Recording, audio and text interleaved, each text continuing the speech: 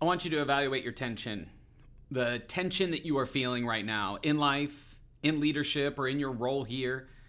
Tension is a part of life that we resent, but believe it or not, you and I actually need a bit of tension in order to move forward in life. A metaphor that I've used before that I did not create, I saw somebody else, is that life is a bit like a rubber band, and you need an appropriate amount of tension, not enough. And I mean, this rubber band doesn't really work, but it's pointless. It's like it's not really doing anything.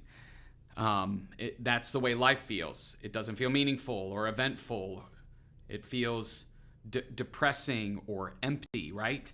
So you need an appropriate amount of tension in your life and in your leadership in order to move forward. Now, I did this earlier and I really hurt my hand. I broke it. If you have too much tension and you pull this all the way out, it's amazing how strong these rubber bands are.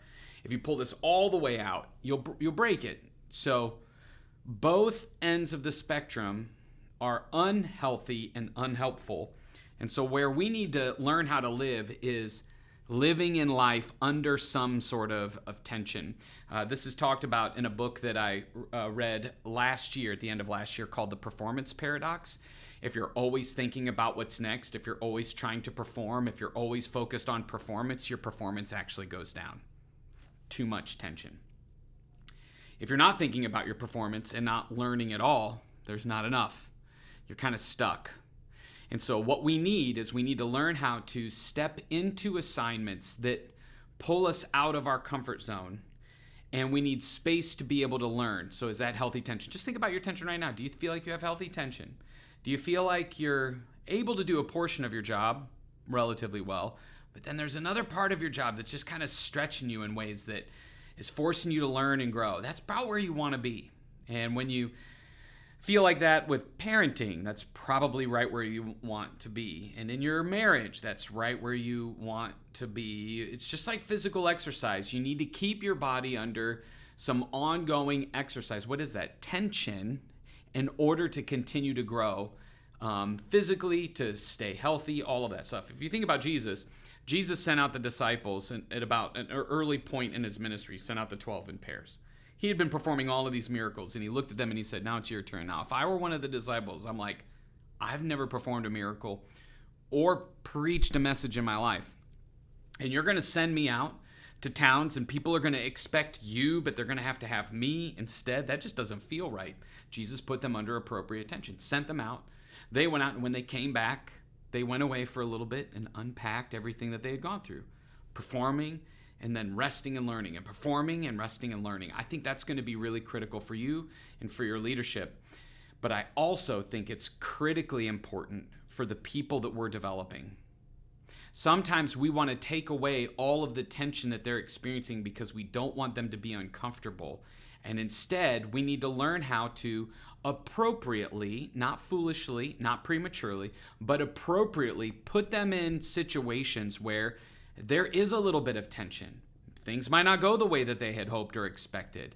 They don't have all of the answers figured out or whatever. We're giving them an opportunity to stretch in their giftedness that's going to help them grow. Because if you keep a volunteer around without giving any tension, they're ultimately going to fall away from your team. They don't feel needed. They don't feel like they're developing. They don't feel like they're growing. Think about your own development.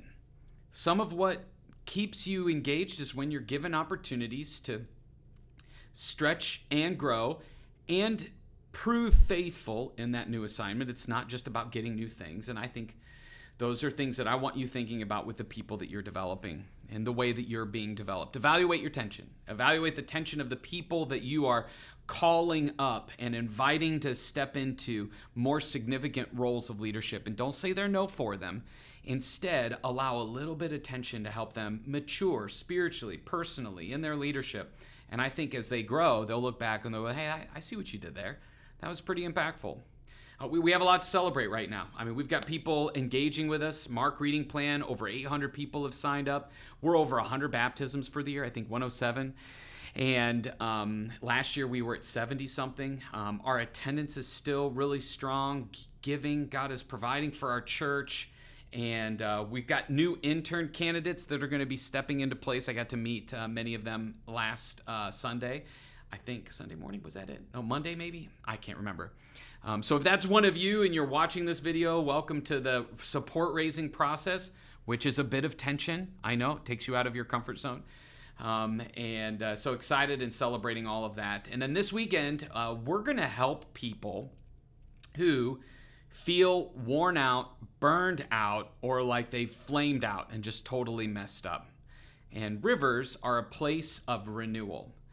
They provide nourishment, they provide cleansing, they provide a new beginning. And so we'll be looking at some of the significant events that take place in and through rivers and what Jesus has to say about that. And I think it'll be a refreshing, yes, pun intended, time for our church as we continue to think about these significant places. So yeah, that's what I have for you today. I'm excited about the ways that we're continuing to reach new people. And you all continue to make connections with people. If you haven't planned a Saturday or a Sunday where you go out after service and help create weak ties with some people that you're loosely connected with, put a date on the calendar. It could be during the week where it's just a one-time thing and you're just getting people together to have a meal, to connect with you and you to connect them with each other. Those sorts of practices, helping people create weak ties with each other, will help people establish some roots here. And then we're stepping into a season now through kind of August where we need to start looking at people and having a I see in you potential conversation, where we start calling them to step up in their life and leadership, to step onto our team, to step into some new roles. We're stepping into a season where we're creating some tension for people, and that's ultimately going to help prepare our church and your campus for this next ministry season that we have. So we're going to reach people, we're going to connect people, and we're going to call up some of the people. We're going to encourage them to think beyond where they're at. Whether they're serving today or not, it's our time to start casting vision around the idea that God has some incredible purpose for people. All right? Reaching people, connecting people, and calling people up. Reach season will pick up even more in August. I don't want to take our eye off of that ball, but connecting people and calling people up are going to be two things that we really want to not miss in this season. And let's just see what happens as a result. Thanks, everybody. I love you. It's a pleasure serving with you. We'll see you next week at staff meeting.